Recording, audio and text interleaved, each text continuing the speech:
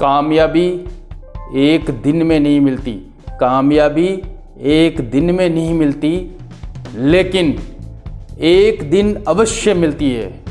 जय हिंद दोस्तों, मैं देवेंद्र सिंह राठौड़ और आप देख रहे हैं हमारा YouTube channel physical coach Devendra Rathore.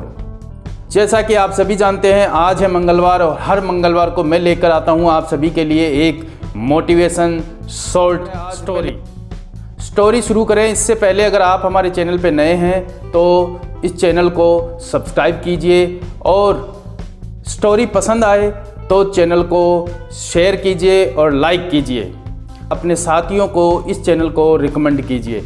तो चलते हैं अपनी स्टोरी की तरफ। आज की स्टोरी है अपनी नेपोलियन के ऊपर। आपने नेपोलियन का नाम तो सभी ने सुना होगा, नेपोलियन बोनापार्ट। वो जितनी कम हाइट के थे, 5 फीट हाइट के थे, लेकिन उनका जो कद था, उनका कद बहुत ऊंचा था। वो एक बहुत ही बड़े सम्राट थे। उन्होंने बहुत बड़ी बड़ी लड़ाइयाँ लड़ी और उन्होंने ये कह रही डिक्शनरी में असंभव शब्द, इम्पॉसिबल वर्ड मेरी डिक्शनरी में नहीं है। वो कभी भी किसी भी कठिनाई के से डरते नहीं थे। वो जो सोच लेते थे वो डेफिनेट करते थे और उन्हीं के आधार पर एक स्टोरी है आज की, और वो स्टोरी है, तो चलते हैं हम आज की। नेपोलियन अक्सर जोखिम भरे बहुत ही रिस्क वाले काम किया करते थे। एक बार उन्होंने डिसीजन लिया, उन्होंने सुन रखा था कि एल्पस माउंटेन पर आज तक कोई भी फतेह हासिल नहीं कर पाया है। जब उन्होंने सुना तो उन्होंने उसी वक्त डिसीजन लिया कि अब मैं एल्पस माउंटेन पे फतेह करूंगा। अपनी सेना के सेनापति को आदेश दिया कि वो एल्पस माउंटेन की चढ़ाई के लिए तैयार हो जाए। सेना तैयार हुई और सेनापति ने आकर नेपोलियन को बताया कि महाराज सेना तैयार है। और सेना बहुत पिछले कई दिनों से, बहुत सालों से निरंतर चढ़ाई कर रही थी, युद्धों में कार्यरत थी, जिसकी वजह से सेना बहुत थकी हुई थी और रेस्ट चाहती थी।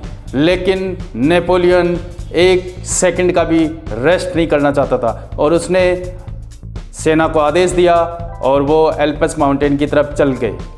जैसे जैसे वो चलते जा रहे थे, सेना का मनोबल डाउन होता जा रहा था और सेना कुछ डर रही थी, और क्योंकि एल्पस माउंटेन एक ऐसा माउंटेन था जिसके ऊपर आज तक किसी ने फतेह नहीं की थी और उसके ऊपर बहुत से डरावने किस्से प्रचलित थे जो कि सेना के मोराल को डाउन कर रहे थे। उसमें बहुत से ये कहानियाँ थी कि जो भी आज तक एल्पस माउंटेन पर गया है वो वापस लौट कर नहीं आया है। इस तरह की जो कहानियाँ प्रचलित थी, उन कहानियों की वजह से सेना के अंदर घबराहट पैदा हो रही थी। और लेकिन वो नेपोलियन जो उनका राजा था, उसका आदेश नहीं टाल सकते थे और वो दबे मन से उसके पीछे पीछे चल रहे थे। और वो जैसे ही एल्पस माउंटेन स्टार्ट होने वाला होता है, उस जगह वो एक छोटी पहाड़ी के ऊपर जैसे ही जाकर के नेपोलियन वहाँ पहुँचता है, तभी देखता है वहाँ एक बुढ़िया आती है। उस बुजुर्ग महिला ने नेपोलियन से कहा कि बेटा तुम इधर कहाँ जा रहे हो। इस पर नेपोलियन ने कहा कि माँ, मैं एल्पस माउंटेन पे फतेह करने जा रहा हूँ। इतना सुन के बुढ़िया ने कहा कि क्यों मरना चाहते हो, वहाँ लौट जाओ वापस। वहाँ जो भी आज तक गया है वो वापस लौट के नहीं आया है। उस बुजुर्ग महिला ने फिर एक बार नेपोलियन से कड़क शब्दों में कहा कि अगर आपको अपनी ज़िंदगी से थोड़ा भी प्यार है तो वापस लौट जाओ, मैं कहती हूँ, क्योंकि यहाँ जाने वाला आज तक वापस नहीं आया है। इतना शब्द सुनकर नेपोलियन क्रोधित ना होकर के और उसने अपने आप को तुरंत अपने गले से हीरे का हार निकाला और उस बुढ़िया के दे दिया और उस बुढ़िया को देते हुए कहा कि धन्यवाद माता, आपने मेरा दृढ़ निश्चय, मेरा मनोबल बढ़ा दिया और मेरा निश्चय और दृढ़ कर दिया है। अब मैं ज़रूर इस एल्पस माउंटेन को फतेह करके ही वापस लौटूंगा। अगर मैं वापस लौटता हूँ तो मेरी जय जयकार करना। नेपोलियन की बात सुनकर उस औरत ने कहा, तुम पहले व्यक्ति हो जो मेरी बात सुनकर हैरान नहीं हुए और भयभीत नहीं हुए। जो मुसीबतों का सामना करते हैं वो कभी नहीं हारते। जाओ, तुम जरूर विजय होगे।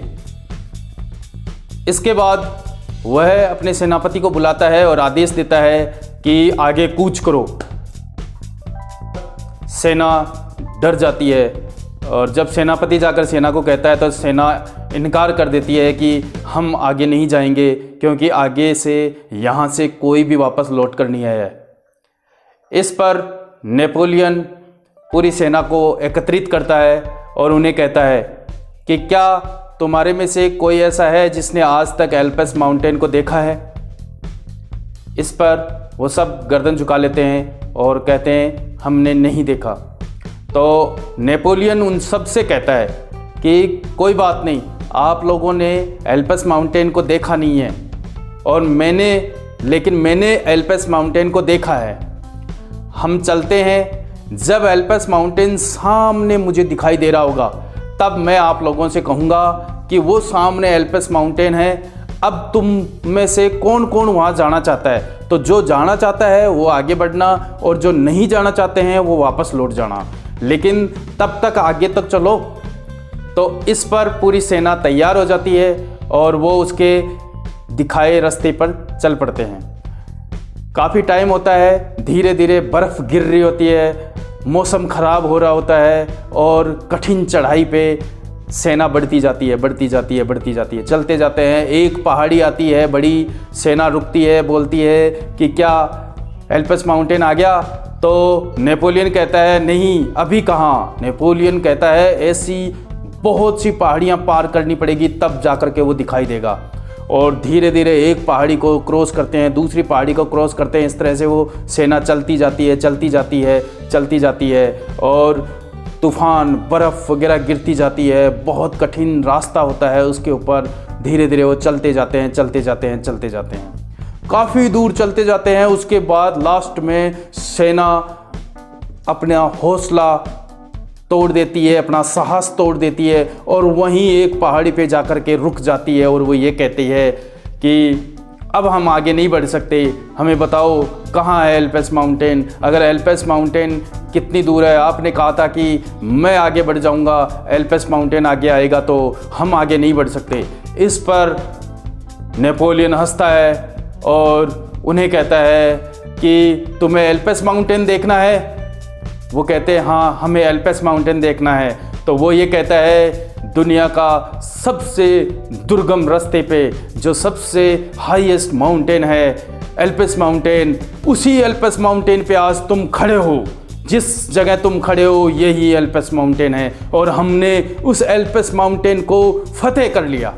ये सुनकर सेना हैरान रह जाती है और उनके आश्चर्य का ठिकाने नहीं रहता कि हमारे राजा ने हमें उस एल्पस माउंटेन पे चढ़ाई करवा दी जिसका साहस भी कोई करता नहीं है, सोचता भी नहीं है। उस जगह हम यहाँ पहुँच गए हैं। तो दोस्तों, वो था नेपोलियन बोनापार्ट। नेपोलियन एक ऐसा सम्राट था जिसकी डिक्शनरी में इम्पॉसिबल वर्ड में नेपोलियन को विश्व के महान और अजय सेनापतियों में गिना जाता है। उसके सामने कोई नहीं टिक पाता था। दोस्तों, जिंदगी में मुसीबतें चाय के कप में मलाई की तरह होती है। जो कामयाब लोग होते हैं वो फूंक मारकर मलाई को अलग करके चाय का आनंद उठाते हैं और जो कामयाब लोग नहीं होते हैं वो उस मलाई के अंदर उलझे हुए पड़े रहते हैं और का आनंद नहीं उठा पाते। तो दोस्तों, जय हिंद, गुड बाय, टेक केयर। मिलते हैं नेक्स्ट मंगलवार को एक नई स्टोरी के साथ।